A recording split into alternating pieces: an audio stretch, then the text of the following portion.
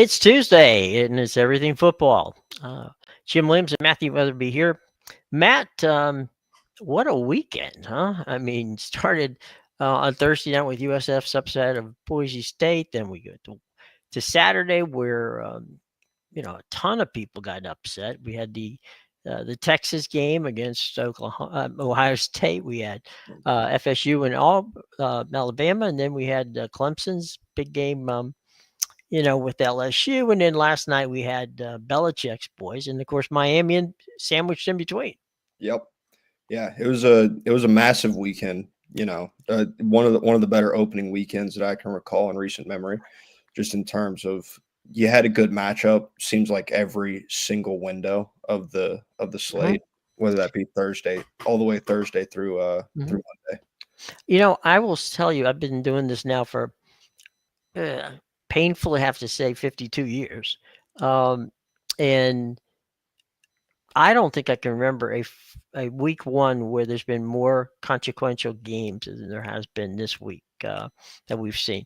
Normally, everybody goes and plays the cupcakes. So, you have one or two of the kickoff classics, right? Where everybody's looking at how that works, but not, banger after banger after banger. I mean, they were all, starting, as we said, with USF's upset over Boise State, and then Texas and Ohio State, followed by FSU and Alabama, and then we had the game with LSU and Clemson, and of course last night's game. I keep forgetting Miami. Look, anytime Miami plays Notre Dame, I'm good with it. That's always a good one.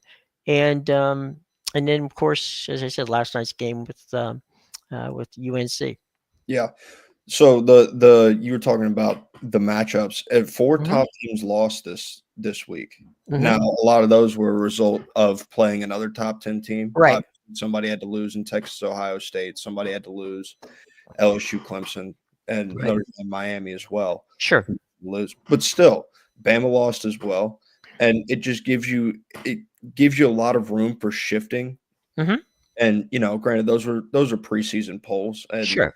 I'm not a massive fan of preseason polls just because they seem a bit baseless, in my personal opinion. But as the way they were ranked, they are top 10 teams currently, or were top 10 teams. And Matt, you had a good point. Okay, let's just take your premise there of the top teams right in the country, in the top 25. From last year's preseason top 25, 13 of those top 25 teams at the end of the season weren't in that top 25. So you might as well take a dartboard out there and throw it. I mean, okay, Ohio State probably, Alabama probably. I mean, you can name 10 teams and probably get them right. Yeah, but beyond that, it's really a dice roll. Tell me how many people had SMU in their top 25 last year. No one. I think now more than ever, they had a lot more of a claim before the transfer portal, but when the transfer portal got introduced, and with the rapid movement and the way rosters change year to year now, they have absolutely no basis, in my opinion. Also, returning players is, I feel like, something that kind of gets misconstrued as well. And maybe even overvalued would be the best term, because Clemson had a lot of returning players, and they did not look very good on Saturday night. No, and that one to me was a very important game because we know that Brian Kelly at LSU has been. Everybody keeps looking at him going, okay, Brian, when is it going to happen? You've got that team. It's not like he doesn't have talent. LSU always has talent. And you just keep saying, okay, all right, when, come on. And all of a sudden he ain't there. But he beat Dabo Swinney and Clemson at their Death Valley. And I can tell you, having done games in both places, I would rather go to Clemson and play there than I would at LSU. There is no way in hell that I want to go to LSU at night and play a football game. That is just, it's beyond, I can't, it's hard to explain to people who haven't been there how absolutely bonkers that place is Yep. on a on a Saturday night. Yeah, it's indescribable. I think Yeah. would probably be the best word to I mean, Mhm. you've got a bunch of Cajuns. You've given them all day to tailgate. Right? They're And fired they up. know how to tailgate, let me tell you. Yeah, they hate you more now than they did when they woke up. But, Oh, man. no, I do think that LSU kind of falls on it's kind of a theory that I'm workshopping going into this season Okay, because I had 2 examples last year. The 2 okay. examples that I had last year on this are Ohio State and Ole Miss, and it's the Mhm, kind of my all-in spectrum, right? mhm. Right. You bring back the correct guys, and you went out in the portal and you supplemented in the right places to kinda Mhm. go all in on a year, right? Right. LSU falls into that category this year. Mhm. And because they went out and they brought back the guys they needed, and they went out into the portal and they brought in the necessary pieces in the places defensively, mainly defense and receiver were the 2 places that they supplemented the most in the transfer portal. And so now which side of that all-in spectrum are you going to fall on? Are you going to fall on the Ohio State side where everything clicks and you can go on a run and be in the national title conversation, or are you going to fall on the Ole Miss side where your talent shows here and there, but ultimately you're too inconsistent and you find yourself on the outside looking in at the end of the year? Can I throw a name in there for you and get your opinion on it? Yeah, How about Kenny Dillingham out at Arizona State? I mean, he did one hell of a job of doing exactly what you said, and that was, where do I need help on both sides of the ball, in his case? yeah, And he just, he took a roster that had 75 new players, okay, yeah, and changed it totally around. yeah. No, I mean, I liked what Kenny Dillingham was doing Mhm, when he got the job. I felt like it was the right guy for the job, mhm, being an alumni there, and mhm, I like what he's done this year. I like the fire and the honesty that he has in interviews. That's mhm. honestly one of my favorite things about him.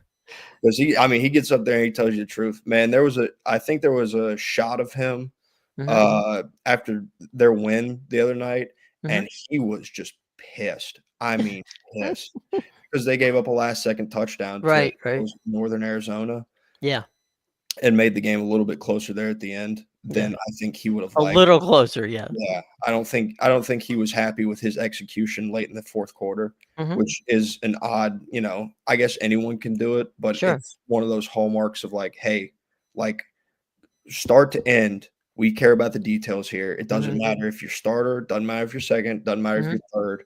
The details matter, and you need to go out on the field and execute when it is your time to execute."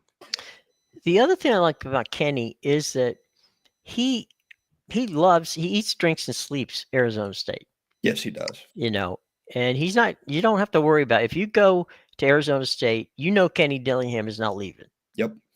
and he had a ton of offers, and he didn't go anywhere, Mhm. and, there's no doubt in my mind that, Arizona State's gonna be there again in the Big 12, and I was kinda bummed. I thought Utah would do well, okay, against UCLA. I didn't think they'd do that well. And once again, and I could kick myself for this, is that, I underestimated Utah.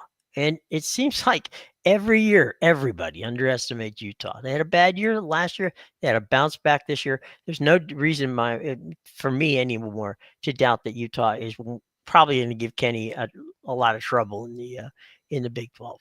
Yeah, no, Utah's a case of Kyle Whittingham's been there forever. Hmm. He knows the identity of his football team, and he's Right. going to build his football team to his identity. Right. And so, I mean, Devon Dampier came out there and he played fantastic Hmm. on Saturday, or was it Friday or Saturday?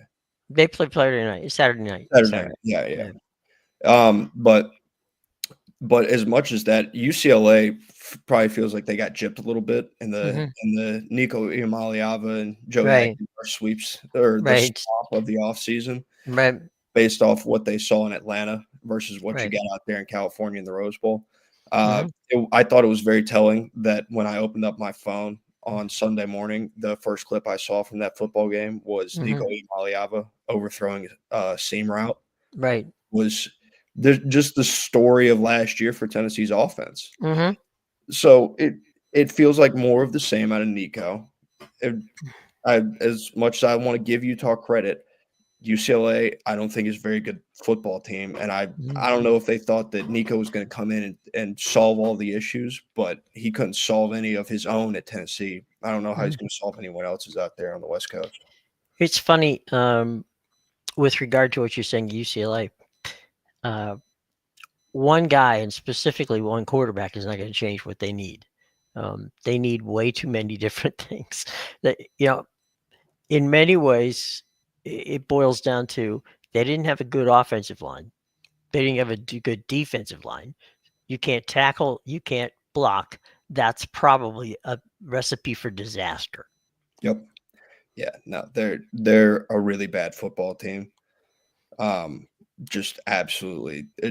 I was confused when they brought him in. Yeah. I'm still even more confused after, because coming out of camp, it was, Nico looks fantastic. Okay, well, he's going against your defense. Right, exactly. It's one of those things.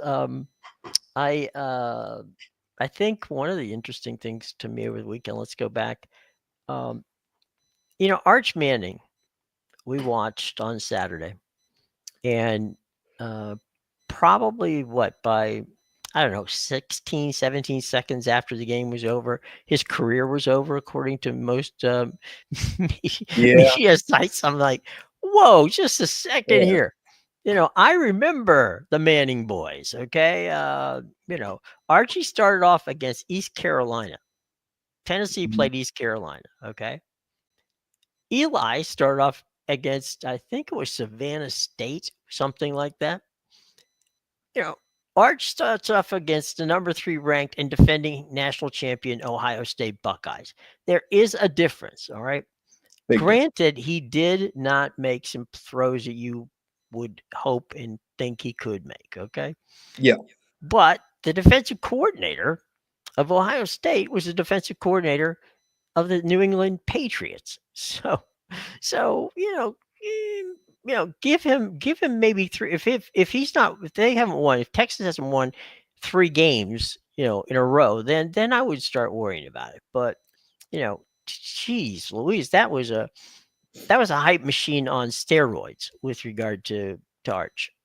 Yeah, it was. So I actually talked about a lot of this in the article I've got up now. Which, by the way, it's up on all of the sites, and we hope that you read it. Yeah.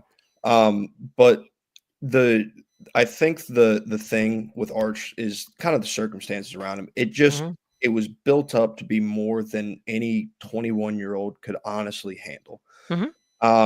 You got Paul Feinbaum running around the entire SEC media tour acting like an 8-year-old fanboy. I mean, there's a video of him shaking hands with Arch, and I mean, his face just lights up.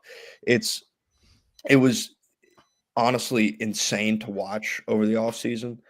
And they put the weight of the world on a guy who has a grand total of, I think he had 2 prior starts. He did last year. And it was against Mississippi State and a non-P4 opponent. Which you pointed out, by the way. Yeah. So it's not, he wasn't getting like Ohio State speed and Mississippi State speed are 2 different things. Right. And you go up there to the shoe and you're playing in front of, 100,000 people, and Matt Patricia on the other side is the biggest key, because he made him feel uncomfortable pre-snap to post-snap for a lot of Saturday. You weren't getting what you thought you were getting. He was muddying up that picture that Arch was seeing. Right. Because Arch has been in football for his entire life. He knows what he's looking at a lot of times. So if you sit with too high and you stay in something that's going to be a too high shell, cover 4 or cover 2, he's going to recognize that. Matt Patricia did a really good job sending different blitzes, changing up the coverage on the back end to make him feel uncomfortable. But when Arch wasn't feeling uncomfortable, he still looked sped up. And I think the most glaring example of that is that the throw that's gone viral now of where I don't know, I think it was play action, could have been an RPO, Right. but he takes him and he's got a guy cutting across the middle, and the shot is It's a dead on. seam route. Yeah, and he throws it above and behind his receiver, and hits the receiver in the hands. You can discuss whether or not you want it to be, receiver got hit in Right. the hands, got to catch that. It was a really tough catch to have to make, but you look at his mechanics, and his hips are square to the receiver that he's throwing to. Mm-hmm. That's not fundamental football in any case. It's everything was sidearmed. Mm-hmm. It and it's mechanic stuff like that that are that scream, hey, like this kid, he's feeling the moment because he's not doing what he knows how to do. He's sped up. I asked Archie 3 once about, what when you get excited, right? Mhm. And you're a kid in college, what's the biggest mistake as a quarterback you make? And he said 9 times out of 10, it's because when you're excited, you have a tendency to throw the ball high. He said, Mhm. which is the worst thing you can do because obviously it can be tipped and it can be intercepted. It can be anything. But and that's what we saw from March. We saw a couple of short arms where he, had a guy open on a bubble screen or something like that. He threw the ball at the feet, so Yeah. he spiked the ball.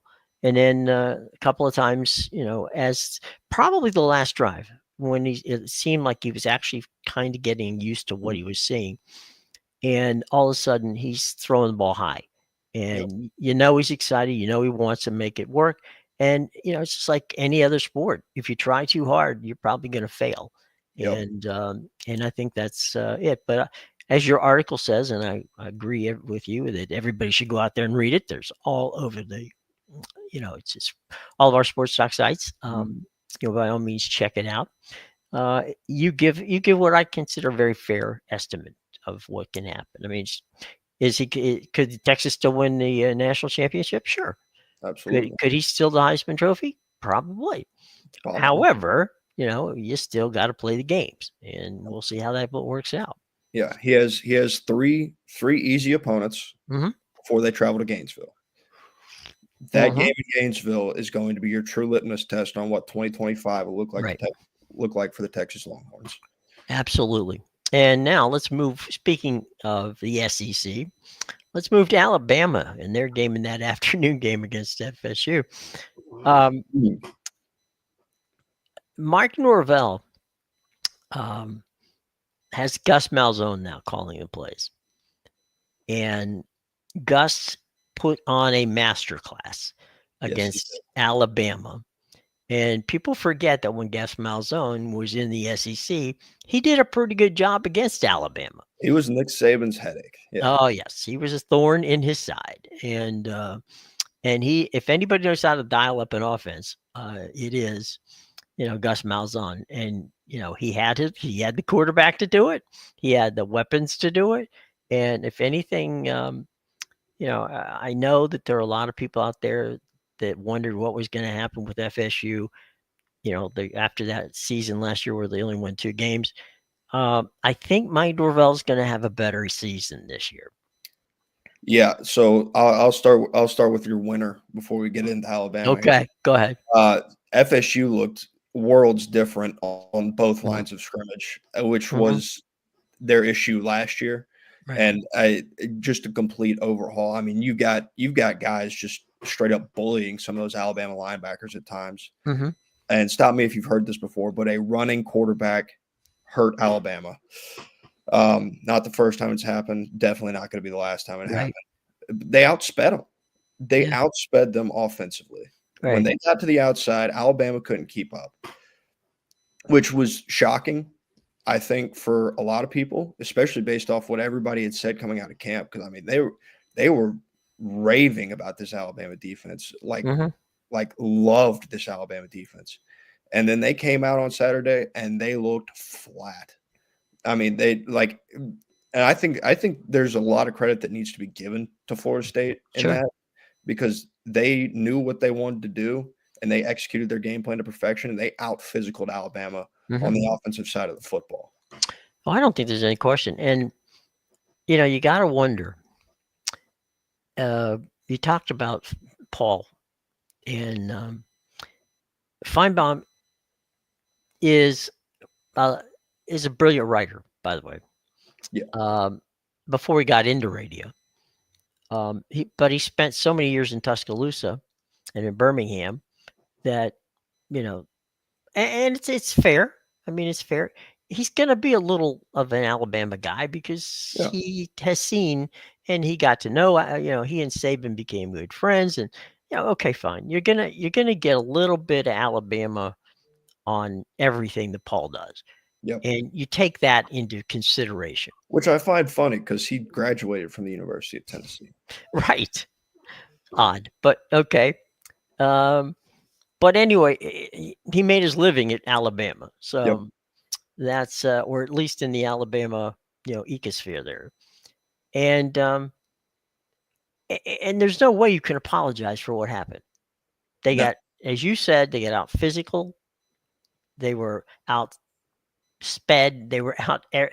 If there's a pick a position or a situation that they game wise that you had, and they got beaten every one. Yep. They did. So I mean, how do you, for that standpoint? Here's the, and this is where things get really wacky in college, right? Caleb DeVore has lost more games on the road now in 2 years than Nick Saban did in his entire career. I mean, we hear people saying, well, let's get rid of him.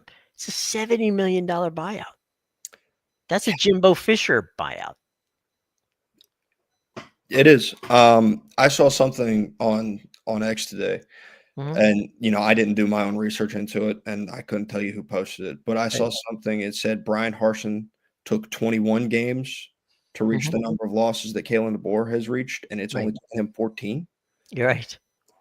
Something about bringing those northern guys down south. There's a lot to it behind the scenes that I think people don't really give enough merit to on not being a guy from the South. It's important and it means a lot.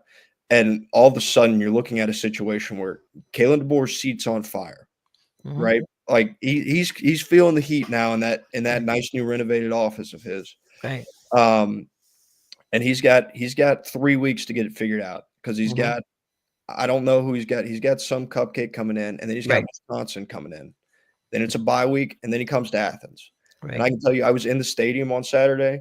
Mm-hmm. They popped that scoreboard up there, and Mm-hmm. it might have been the loudest crowd pop I heard all day when they were down 10. Right. The people in Athens want nothing to do with this team. They want to kill them. And for whatever that FSU environment was, because I'm sure it was a fantastic Yeah. environment. Mm-hmm. Um, it's going to be double that when they come rolling into Athens, Georgia. Between the hedges. Yeah, Yeah. between the hedges at night.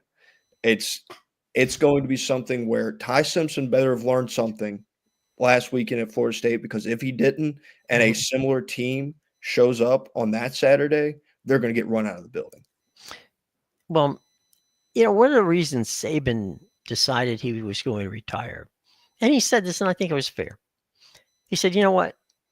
When they're talking about the portal coming in, he said, I don't want to have to recruit people twice. I recruited them once. If they want to be at Alabama, I get that. But one of the things that I think were underestimated was he lost. He lost at first. He lost. Kirby Smart is who was his offensive guy. Or, I'm sorry, his defensive guy. Yeah. And then he lost Josh McDaniel, and then he lost what he just lost. So his coordinators went Lane to Sark. Right. Lane to Sark, yeah. Yeah. And after Sark left, he was kind of, Yeah. and then defensive coordinator wise, oh God, why? Kevin Steele was the guy for this little stint. I don't remember who exactly followed After Kirby. Yeah. Yeah. So, I mean, what But it to was a your bit point, of a yeah, revolving door on the defensive side right. of football. Your point, and I think is a very important point to make, is this. I like Caleb DeBoer. I mean, good man. good coach, had tremendous success at Washington. But in the SEC, you have got to have relationships with high school coaches all throughout the South. Absolutely. That's your lifeblood. You need to recruit kids in your own state. You need to know what's going on in Florida and what's going on in Louisiana, Georgia. You got to have them all. Kirby's got it at Georgia. He knows it, right? Brian's learning at LSU. Okay, LSU's good enough that they've got, he was smart enough to get recruiting people there to help. Eventually, Billy Napier actually went and got some people to help him, recruit, who had the bona fides in with the high school coaches. But if you don't know your high school coaches when you get there, which is Caleb DeWar's problem, you're not going to get the kids. The kids are going to go to Kirby. They're going to go to, any number of different places. But it's not, the Alabama without Saban, that job, I can't think of anybody who would have wandered into that position. Maybe Lane Kiffin, maybe not, that I would think have known it. I Go think you ahead. can go to any of the disciples, like Yeah, a Sark or Lanning, right, Lane, guys like that. They would have had a much better or a greater understanding right, and more solid recruiting base in the South. right. But I think Lane, that's his biggest problem. yeah. Alabama used to be 3-4 deep at every position. They're not 3-4 deep now, and that's a problem for them. Well, that was always going to change with the transfer portal. You Sure, weren't ever going to be able to keep the same depth right, that you had, sure. but I think where Kalen's problem is that his top end talent isn't as good as it was when Hmm. Nick was there. Right. Like you look defensively, they've lost. I don't know. I don't know when it happened, but it feels like a lot of that culture that Saban built Hmm. is kinda gone now. Well, yeah. I mean, it was like when Paul Bear Bryant left Mhm. Alabama. It was like who's gonna step in? Gene Stallings, who was one of his guys, stepped in and didn't do a bad job, Yeah. but he wasn't Bear Bryant, and there's not going to be a Nick Saban. That's going to take a long time, and I think the guy who benefits most from this is Kirby. Yeah. I mean, because he's got the Alabama recruiting, he's got the book, man, Yeah. and he is just recruiting he's recruiting Alabama better than anybody at this Yeah. point in time. So it was Alabama against FSU was a game that I think was telling on two levels. One, that maybe, just maybe, Billy, that FSU has got it figured out now.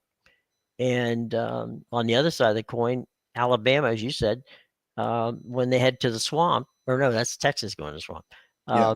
Alabama has got a long way to go because Texas is in the way in the West, and there's a lot of good teams in the West this season. In Well, the SEC. so interesting or not interesting, but important to remember, Mhm. SEC is divisionless. Right. Yeah, they went That's divi true. I'm sorry. I'm so used to going divisions. This is Yeah. No, okay. but Thank you for pointing that out. I went I'm I went brain dead on that one. yeah. But I mean, it was an amazing situation. Let's go to the night game at Clemson when they stormed down. I mean, their entrance to the stadium was fantastic, and then it all went downhill from there. Yeah, no, they made a pretty fitting entrance there for Clemson. Right. I I didn't get the Clemson hype. Yeah. I I wasn't buying into Dabo Swinney, Right. as everybody else was. They were putting him number 1 because look at all the returning starters they have. Well, what the returning starters do last year? Right. Not a whole lot. They didn't beat a ranked team outside of the ACC. Hmm. The one ranked game that they did win was SMU Right. in that ACC title. I Right. think everybody kind of just took the second half and that little surge they had coming back in Right. Austin as what was going to happen this year. Hmm. Didn't look anything like that on Saturday. Yeah. They were slow again defensively. And had it not been for LSU getting in their own way, that game would have been significantly uglier than it was. Mhm. Dabo does not have the poor little old Clemson juice that he used to have. And Mhm. if he is still using it, it's not working anymore. Well, he Something did. Yeah. got to I'm sorry. change Yeah. in Death Valley if they ever want to get back to the place that they were, because the team that I watched on Saturday is not a national championship contender. And for my money, based off what I saw Saturday, I'm Mhm. not sure they're an ACC title contender either. Yeah. I agree. I think that if you look at what happened to Clemson, right? When they lost Brent Venables, that started a slide on the defensive side. Now, I heard nothing but roses being tossed at the defense of Clemson. It's like nobody was talking, they weren't really talking much about the offensive side, but man, oh man, were they talking defense? Well, I don't know where the hell that showed up because they didn't play on, you know, if you're not going to play um, tough defense at home against LSU, um, please do not tell me that you're going to stop Miami. Please do not tell me that you're going to stop FSU because it's not going to happen. Yeah. Yeah, no. I for as troubling as the defense looked on Saturday, Mhm. I think it again, I go back and say it could have been worse Sure. for Clemson. And I guess, luckily it wasn't for them. Their offense is a problem, and it has been a problem for a Mhm. while. We were all told that Garrett Riley going over there after Mhm. TCU's national championship run in 22, that Mhm. Garrett Riley was going to fix everything. I have yet to see it. The offense looks stale. Cade Klubnik is making poor choices. Mhm. There was a film breakdown of one play, and man, he had a post that was wide open, and he just bailed on the route early Mhm. and chose not to throw it. And for as long as Cade Klubnik is like a one, maybe two, pull it and run, Mhm. it's gonna be hard for Clemson to really get out of that offensive funk. Right. And the funny thing is that that's Dabo's thing. Dabo's the offensive guy. For many years, Dabo called the offensive plays. Yep, So with Klubnik, though, the thing to me is he's got happy feet. You he know, does. he's one of those guys. Okay, as you said, read one, read two. Just because even when he was throwing the ball, he wasn't set. So they just didn't show up in the way that you would expect them to. But again, that was the Klubnik was okay. We're looking at that and going, all right, fine. That didn't work. But the fact that all season, I'm sorry, all off season, I should say, people were just gushing over that defense. I'm maybe I missed something, but I didn't see anything that caused me to gush over anything there. No, and that's what they had a team speed issue last year, Right. and everybody's like, "Well, they've got all these returning starters coming back on defense." Okay, but they didn't get faster. They didn't Right. magically gain a mile per hour on the speed. They didn't magically get a little twitchier or anything like Right. that. They still have the same issues. It's just in a different branding now, Right. different season. So the same team speed issues apply, which is what Mhm. would make me nervous for a Florida State and a Miami, because Florida State looked fast on Saturday. Miami looked really fast on Sunday. They Yes. don't they don't have the team speed on either side of the football, frankly. The Mhm. receivers have gotten better. They're returning to form, I think, but Mhm. I still don't think they're there. And they have an issue that just feels, quite frankly, insolvable Mhm. in one offseason. You know, let's lead into what you just said. Now you know about what's going on with the quarterback at the new quarterback at Miami was the old quarterback at Georgia. All right. What what did Kirby not see that Mario Cristobal did? I struggle with people saying that Georgia. When people said that Georgia had a Carson Beck problem, like in the Mhm. offseason, talking about it, I don't think they were talking about talent wise. I just don't think he really gelled with the locker room. Okay. Fair And enough. they said, well, how come Georgia couldn't win with Carson Beck? They went 10-2 last year and won an SEC title. When they Right. lost Sugar Bowl, they lost with Gunnar Stockton at quarterback Right. and Carson Right. Beck. Carson's talent was never an issue. Mhm. You know, he beat Texas in Austin. He did everything that he could in the second half of that football game in Tuscaloosa last year, Mhm. in that one as well. Obviously, Ole Miss was a little bit shaky, Sure. but I think that people just kind of had a bit of an overreaction. Okay. But also, more than that, Miami runs a much more complex spread offense than Georgia does. Mhm. Just plain and simple. They talk about Kirby he kind of has his offensive coordinators in a box. Mhm. Todd Monken was an outlier, but they've got a script that they kind of have to follow. Mhm. And Kirby doesn't want to lose the game on offense. Right. Which And is why he's such a good defensive coach.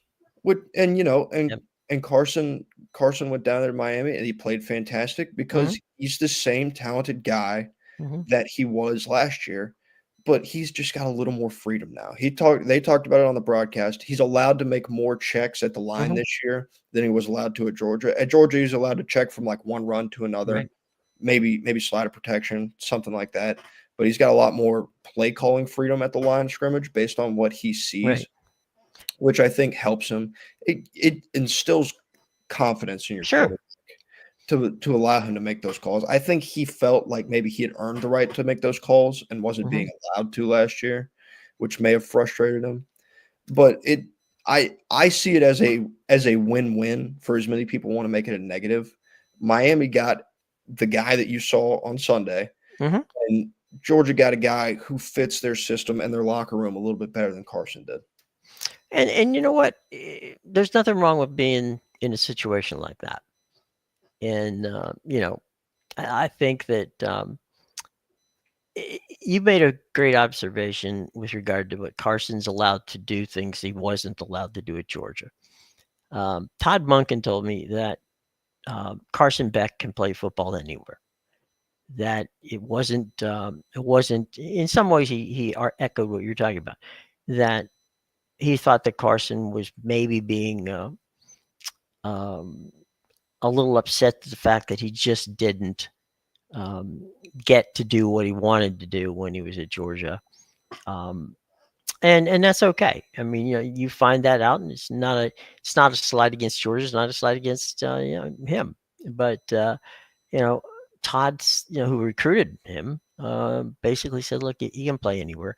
And the point that you made is the reason that Cam Ward ended up in Miami. He had the same frustration situation where it was like, I'm supposed to be the quarterback. I'm supposed to run the offense.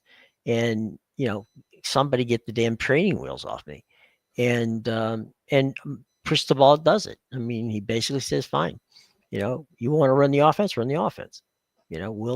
will give you the playbook. But if there's something there you see that we don't see, go ahead, go for it. They're Miami really impressed me on Sunday. I Going back to last Thursday, I picked Notre Dame Hmm. and I pointed to their physicality because I knew that physicality would transfer and I knew the way that Marcus Freeman liked to build his team.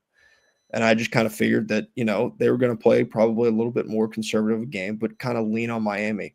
Miami Hmm. flipped that script. They were the more physical team, offensive line and defensive line on Sunday night. And that's what surprised me most and would give me the most hope as a Miami fan going forward into the rest of the season. I mean, their receivers looked fantastic. Both lines of scrimmage looked fantastic. The secondary, their defense played, worlds better compared to last year. That was Miami's problem last year. That's what Hmm. stopped them from being in the college football playoff. Is at the end of the year, their defense just fell apart on the back end. So with all those things ironed out, the right Hmm. skill position guys in place, and really good, strong physical play on both lines, Hmm. the state of Florida now, it should feel more back than they ever have been Hmm. for recent memory. Florida State looking the way they did, Hmm. what I believe Florida can do this year, Yeah. the way Miami looked, USF as well. Hmm. They're not some slob. Now they've got Miami and Florida respectively coming up in the next couple of Right. weeks. that might slow their hype train just a tad bit, at least for most people on the social perception Right. side. But the state of Florida is in a really good place for football. And Miami made the ACC commissioner kind of sit back and just take a deep breath. Like, all right, we got after what happened on Saturday, Right. we've got a much deeper and better conference this year. There's going to be a lot more eyes on the ACC come this year. I think that I put a poll out this morning about who had the best weekend, what conference, and by a mile, ACC got it. The ACC Yeah. got depth was the biggest thing, Yeah. is because the way you had last year you had SMU, you had Clemson, and you had Miami. Right. Everybody looked at those teams as the season went on and kind of went like, yeah, they're good, for an ACC team. They're all right. We don't think any of them are going to win anything. They were right. But this year it feels different in the ACC with Florida State kind of bringing their level of play back up. I'm not ready to, put them ordain, right? Yeah. Guarantee a playoff spot, anything like that. Yeah. I want to see them, continuously prove that a little more throughout the season. Show that it's a week-to-week result, not, hey, we got up for Alabama kind of a deal. But if Florida State and Miami can maintain those levels of play, and, Georgia Tech went out to Folsom Field on Friday night, and they got a big win against Colorado, despite turning the football over the first 3 times they touched it. and that had nothing to do with Colorado. Yeah. The ACC is a much deeper conference this year compared to last. Right. I like the depth league wide, and I think they're probably going to. It's pretty much SEC, Big Ten. Who's number 3? Last year, Big 12 was number 3. Not saying the Big 12 can't be number 3, but I feel like this year it's leaning much more on that ACC side, and that being regarded as the 3rd best conference helps because you get more teams in. Generally. Sure. Instead of 1, maybe 2, maybe you get 2, maybe 3 in there, and you get a little bit larger seat at the table. Right, and you could get with an FSU, with Miami, with actually I think SMU is going to be good too. SMU will be solid, and listen, Clemson's schedule isn't going to be impossible either. No, it's a pretty good schedule for them. They'll have the ability to, you look up, you're like, oh, yep, there's Clemson just kind of sitting there on the outside looking in. Just hanging like they did last year. Yep, trying to work their way back in the last second, which is, definitely not going to be out of the realm of possibility. No. Let's move on to last night. And for one glorious drive at the beginning of the game, North Carolina looked really good. That was it. Ladies and gentlemen, that was the opening of the Belichick era at Chapel Hill. They went down, they scored a touchdown, everybody's excited, and then you could have gone home because what I don't understand, and maybe you can explain this to me. I love the fact that, look, North Carolina, great school, tremendous academic institution, outstanding basketball team for years, which is great. It's all super. But they were a 2-touchdown underdog to TCU. The last line that I saw was about 4.5 yesterday. Oh, well, then it moved. But anyway, the point being, there was 2 good teams. There was a good team there. TCU was not a bad football team. Yeah. And honestly, they probably could have scored 50-plus points on them. Oh, yeah. And because they had 2 handoffs that broke, one for 75 yards, one for 28 yards. Got even get touched. I mean, they were just trying to run the ball and ended up scoring. It's like basically, wait a minute, that was just an off tackle play, and bang, they're in the end zone. Yeah, I think that people kind of forgot that a lot of the hype went Bill Belichick's way. The guy roaming the other sidelines isn't too shabby. Sonny Dykes, he made it. He made a national title a couple years ago. Mm-hmm. Then he turned around and he lost to Colorado in Deion's first game, and No, that year didn't go his way, and last year wasn't Mhm. fantastic either. Right. But this year it kind of felt like everything was kind of coming back into place for TCU. And a Mhm. year where you looked at them and you said, I think I looked at it and I had TCU the whole way. I Mhm. didn't see what people were buying in North Carolina. The magical number that I heard last night on the broadcast was 70.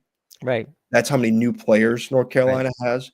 And I think Bill Belichick, uh, Kirk Herbstreit mentioned it when they were doing their pregame interviews with him. Mhm. They said when they talked to him, they asked him, they said, you brought in this many guys in the transfer portal. Is that kind of the way that you want to do this thing moving forward? They Mhm. said, no, we want to build it on high school recruiting and Right. supplement via the transfer Sure. portal. I think that kind of told you all you needed to know about coming what was coming down the track for North Carolina. Mhm. Bill Belichick obviously doesn't like the way he built his football team, but it was the way he had to build his football Mhm. team. So you kind of stuck with what you got, and then you've got a TCU team that is in a much more firm position Mhm. with their head coach and the way they've built their roster. And Josh Hoover is fantastic at quarterback, which Mhm. people overlooked. And so again, hype kind of clouded everybody's vision and said, "Well, hey, North Carolina, they look good. They got Bill Belichick. You can't count him out. And they looked fantastic for the one drive. I think people need to remember the first drive is always scripted. It's Mhm. going to look a lot better than the rest of them do. Sure. And outside of that scripted drive, nothing. Right. Well, I, the one thing I think that's going to be interesting this year is you've got look there. I don't think anyone would argue that Bill Belichick was one of the greatest football coaches of all time in professional football. I don't think there's you can't take that away from him. But how many years did you hear NFL coaches say, "Well, a college is not the NFL." I mean, you got to. It's much tougher to coach in college in the NFL than it is to coach in college. Well, Sonny Dykes got the opportunity last night to say, "Okay, we just happened to play against the guy who was the goat of the NFL, and we just beat him, you know, uh, As pretty handily." soundly as you could. Yeah. So you've got Mike Norvell. You're going to have a lot of coaches who are going to say, "Okay," and they're going to circle that game against North Carolina on this team, and maybe just maybe, I don't think, frankly, I don't think North Carolina is going to be, maybe if they're lucky, bowl eligible. Yeah, I think it's going to be a long year in Chapel Hill. Right. So you're going to get a lot of Schadenfreude from coaches who who got that whole routine and said, okay, let's have a little fun here and let's give a beat down to these folks, and I think that's what you're going to see. I think we're going to see a lot of Carolina getting this, and honestly, I don't know many people who really think that Bill was going to be there more than a year. I think that he set it up for his son to become the potential head coach of that football team. His son has the credentials from his college, working up at Washington with Caleb DeBoer, ironically. Um, and so I think that I don't know how far Bill is going to go. I mean, uh, You he may just get bored with it or upset with it or whatever, but we'll see. We'll see. Well, I think a big thing, not that NFL media is Hmm. NFL media can be harsh on you. The media Sure. itself, Right. the fan bases aren't as loud in the Right. NFL, I Right. think, as they No, are you're in right. college. So there's going to be a lot of noise, and especially with the way the offseason went regarding him Mhm. and his relationship status and Right. everything like that, Sure. it could get really old really fast Mhm. for Bill. And it could hit him mid-season, be like, wait a minute, I've won how many Super Bowls? Mhm. Why am I taking this from Right. these people in college? I was supposed to come here and help them with this. Mhm. Maybe it's time for me to. And I think in the grand scheme of things, the reason that Bill took this Mhm. job was because he has connections to North Carolina. I think he Sure. did think it would be nice to coach there for a couple of years, Mhm. but I do think that he was going to come in, kind of set the foundation for one Mhm. or 2 years, and then be like, "Hey, Steve, here you go. Have Right. have a program, have a nice Power 4 job." because North Carolina has the ability to be a really good Power 4 job, and Mhm. it is a really highly regarded Power 4 job. Sure. You got to get the right guy in there, though. I maybe Bill will be the right guy. Maybe he'll set the foundation moving forward Right. because you can't make magic happen in year one. It's No, that's not gonna happen. unrealistic expectation, Mhm. especially when you have that roster overhaul that they had. Mhm. But if things don't get a little better throughout the season, and the off season is rocky as well, I would be very surprised if he was back for year two. The one place I thought that he might take the job because it's not the money Mhm. because Yeah. Bill's made money and doesn't need it. I thought because of his dad, he might have gone to Navy because I think that would have been a good fit for him.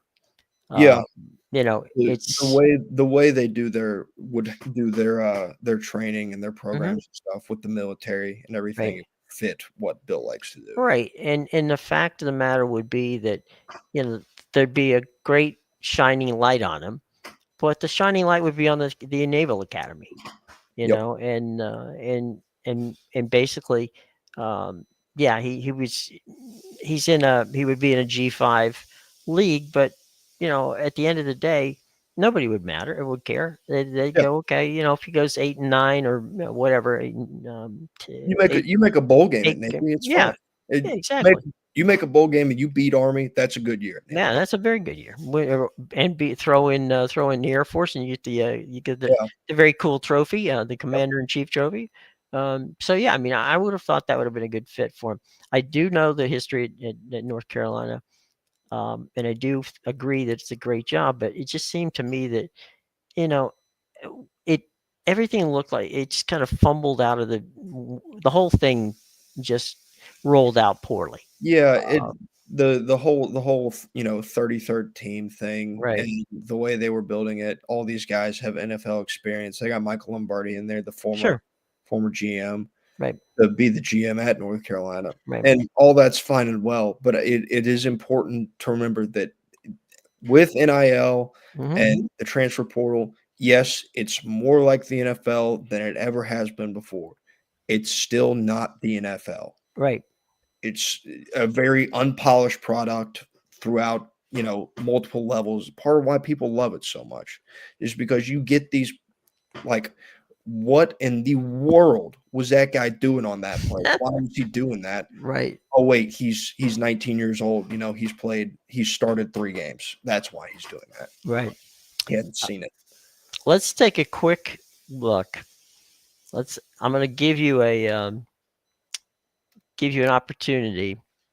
The poll's going to come out in about an hour. Okay. All right. Who's your number one? You want to go top 10 or you want to just go top 5 or what do you want to give me? Uh go top 5. Okay. Let's go. Go I ahead. think. Top 5.